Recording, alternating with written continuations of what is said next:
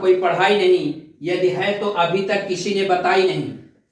अभी तक हम लोग हिंदी व्याकरण के सबसे पहले पड़ाव वर्णमाला यानी फोनोलॉजी के विषय में अध्ययन कर रहे थे।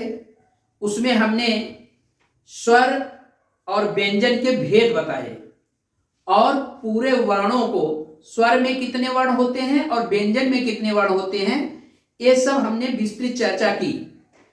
उन वर्णों में किसको क्या कहते हैं। आज हम जब हिंदी भाषा के शब्द लिखते हैं तो उस शब्दों में इनका प्रयोग कैसे करते हैं, इस बात पर आज अध्ययन करेंगे हम लोग। तो आप ये देखेंगे कि स्वर और व्यंजन हिंदी भाषा के शब्द में किस रूप में आते हैं, उसी पे आज चर्चा होगी। तो हिंदी भाषा में स्वरों एवं व्यंजनों का प्रयोग, हिंदी भाषा में सबसे पहले हम स्वर के प्रयोग की बात करते हैं। भाई हमको जानकारी हो गई कि हमारे पास इतने स्वर हैं, इतने व्यंजन हैं। अब हम हिंदी भाषा में उनको कैसे उपयोग में लाएं, उपयोग में लाने का तरीका क्या है। आइए, स्वर को दो रूपों में हम हिंदी भाषा में उपयोग में लाते हैं। एक होता है स्वतंत्र रूप और एक होता है मात्रा रूप में। एक होता है स्वतंत्र रूप में। स्वतंत्र रूप क्या होता है, जो स्वर जैसे अ, आ, ई, उ, ए, ऐ, ओ, औ, जो ये अपने मूल रूप में है यानी मौलिक रूप में है, यह इनका स्वतंत्र रूप कहलाता है। अगर ये अपने मौलिक रूप में ही हिंदी भाषा में प्रयुक्त हो जाए, यानी जो इनका ये मौलिक रूप है वही रूप सीधे सीधे डायरेक्ट हिंदी भाषा या शब्दों में आ जाए, तो उसको हम कहते हैं कि यह स्वतंत्र रूप से प्रयुक्त हुआ।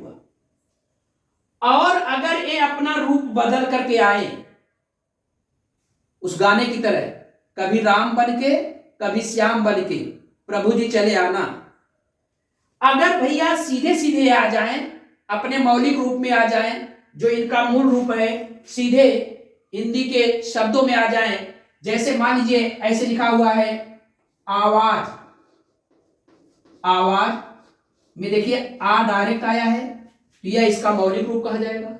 इसी तरह से उपजाऊ, देख रहे हैं ये अपने मौलिक रूप में आए हैं, ये अपने मौलिक रूप में आए हैं। इसी तरह से और भी शब्द जैसे औजार, अब देख रहे हैं ये अपने मौलिक रूप में आए हैं। तो इस तरह से जब हिंदी के शब्दों में ये डायरेक्ट अपने मूल रूप में आ जाते हैं तो उन्हें हम कहते हैं इनका ये प्रयोग स्वतंत्र रूप से हिंदी भाषा में हुआ है।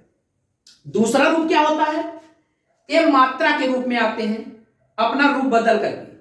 जैसे स्वर आप जानते हो अ, आ, ई, उ, ए, ऐ, ओ, औ, इनकी ये मात्राएं होती हैं। आ की मात्रा इस तरह से होती है, यानी ये खड़ी पाई होती है।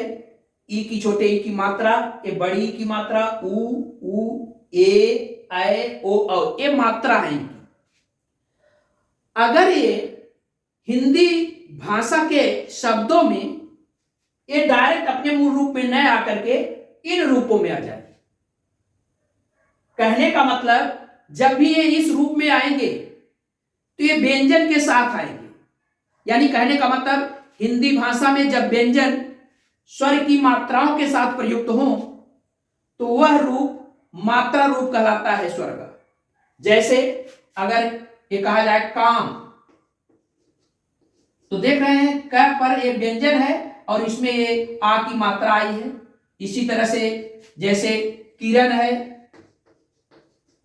इसी तरह से जैसे फूल है, इसी तरह से कहने का मतलब अगर ये मात्रा के रूप में आए, जैसे इस तरह से कोई भी जय श्री राम, इस तरह से जो कुछ भी ये मात्रा के रूप में अगर प्रयुक्त किए जाएं तो वह रूप इनका मात्रा का रूप कहलाता है। इस तरह से हिंदी भाषा में स्वरों का प्रयोग दो तरह से होता है, दो रूपों में होता है। एक स्वतंत्र रूप यानी जो उनका व्यक्तिगत मौलिक रूप मूल रूप होता है वह, और दूसरा उनके मात्रा रूप में होता है। इस तरह से हम स्वरों का हिंदी शब्द में प्रयोग करते हैं। अब बात आती है व्यंजनों को हम किस तरह से हिंदी भाषा में इस्तेमाल करते हैं। जब हिंदी भाषा के शब्दों का निर्माण होता है तो उस निर्माण करने में हमको व्यंजन को दो रूपों में हम प्रयोग करते हैं। एक होता है स्वर सहित और दूसरा होता है स्वर रहित। ध्यान रहे, इस रहित में लोग बड़ा कंफ्यूज करते हैं। रहित का मतलब होता है स्वर के बिना और सहित का मतलब होता है स्वर के साथ। जैसे क पूरा लिखा हुआ है, क का मतलब होता है इस क में अ लगा हुआ है, इस क में अ, यानी अगर क में अ लग जाता है इसको सीधे सीधे क बोलते हैं। तो यह जो होता है इसको स्वर सहित बोलते हैं। यानी अगर सीधे सीधे इस रूप में अगर व्यंजन प्रयोग होते हैं तो हम कह सकते हैं कि ये स्वर सहित हैं। और स्वर रहित व्यंजन वे व्यंजन होते हैं कि जिनमें स्वर नहीं होता, यानी जो बिना स्वर के ही प्रयुक्त होते हैं।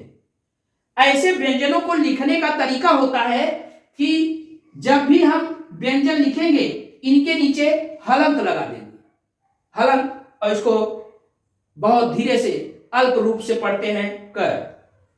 इसी तरह से चाय च, इसी तरह से ज, पर। इस तरह से हम क्या करते हैं, इनमें हलंत लगा करके, अगर हलंत लगा के उपयोग करते हैं तो इस तरह के उपयोग को हम कहते हैं स्वर रहित। और ये जो इस तरह का उपयोग होता है पूरा पूरा क, प, इस तरह से भ, म, अगर इस तरह से पूरा पूरा होता है इनको हम कहते हैं ये स्वर सहित है। इस तरह से हिंदी के भाषा में स्वर को भी दो रूप में हम प्रयुक्त करते हैं, एक स्वतंत्र रूप में, दूसरा मात्रा के रूप में। और व्यंजन को भी हम दो रूप में प्रयोग में लाते हैं, एक होता है स्वर सहित, दूसरा होता है स्वर रहित। तो इस तरह से आज हम आपको इनके प्रयोग के विषय बताए।